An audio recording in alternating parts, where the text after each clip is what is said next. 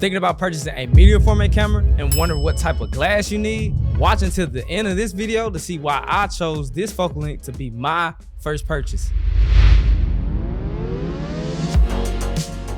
Just imagine capturing breathtaking portraits with an unbelievable bright aperture. The GF 80mm lens is here making your creative dreams a reality. It's mind-blowing because of its 1.7 aperture. It is one of the brightest aperture of medium format lenses in the world. Yeah, I said it, in the world. And trust me, that is a big deal. Here's the thing, it doesn't look as huge and as intimidating as you expect.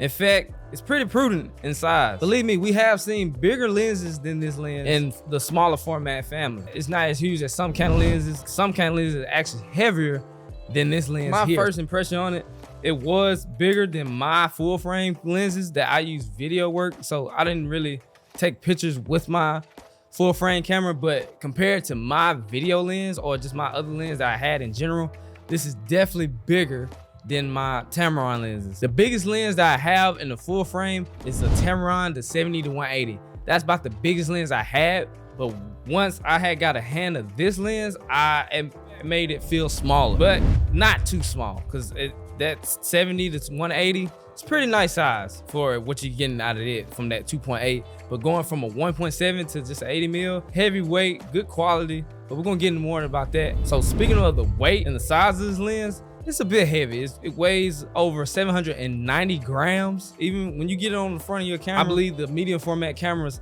it kind of counterweights. The body itself, it's kind of heavy. It won't be as front heavy as you think it would be since it weighs 790 grams. I don't really get tired of holding it in my hands after, I don't know, hour or two, maybe 3 hours. Plus, I'm used to holding pretty heavy gimbals at times. Having the medium format and this lens at this size, I think it complements each other very well because of its size. Now, the camera body that I use with this lens is the GFX 50S2. Now let's dive into the performance of this lens. When mounted onto my GFX 50S2, it offers a field of view just equivalent to the 63mm lens on a full frame camera. That means that it's got some reach without being way too tight. And yeah, of course, 80mm is pretty tight, but it's like a sweet spot. The main reason why I purchased this lens, because I did a bit of research on the different focal lengths and why we use certain focal lengths, such as like from 35, 50, 80 to 100.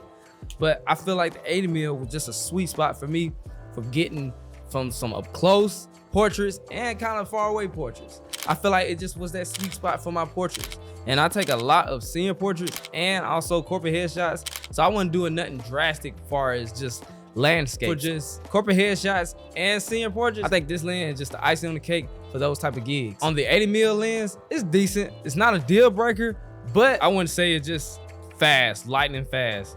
But it definitely will slow down your process, because I experienced that myself when shooting with this lens. Going from certain shoots, either from video or other projects, you kind of got a feel of how your process would go. And shooting with this, it kind of slowed me down, because I'm used to going like, okay, I got a shot in my head, let's go straight to it. With this setup, it kind of slowed me down just a little bit. Use it for studio work or outside work, you gotta give it at least a second or two, just let it get that photo off. But it will slow down your process, as I said.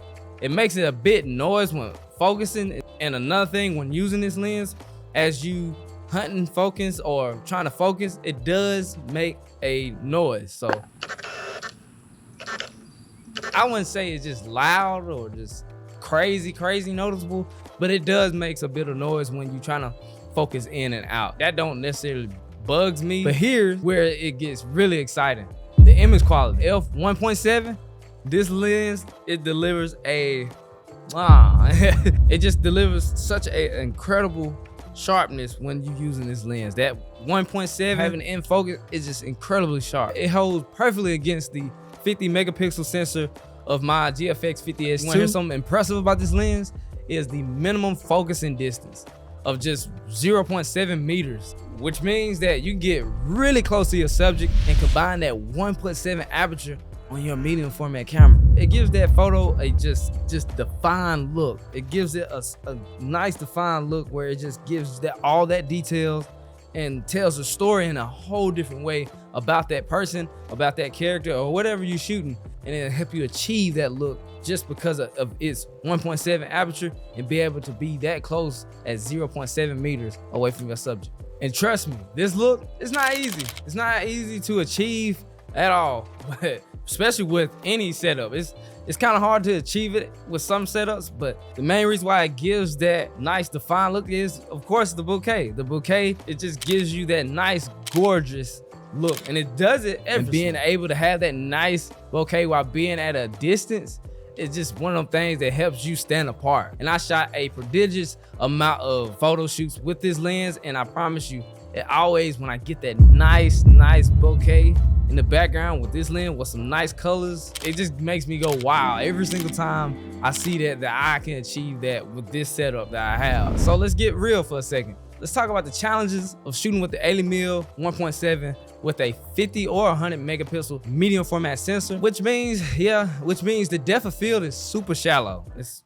crazy shallow. It can be forgiving when it comes into focus. You'll have to be extra careful to nail that focus spot on because it's just very tedious. But it's an amazing lens, so we gotta talk about price. At the time of this recording, it ranges from $1,850 to $2,300. There will be a link in the description if you want to check this out. Yeah, medium format glass is not on the low budget side, but I can assure you it's worth every penny. I purchased it when it was $2,300 and I don't regret it. I wish I would have bought it now, but I do not regret it.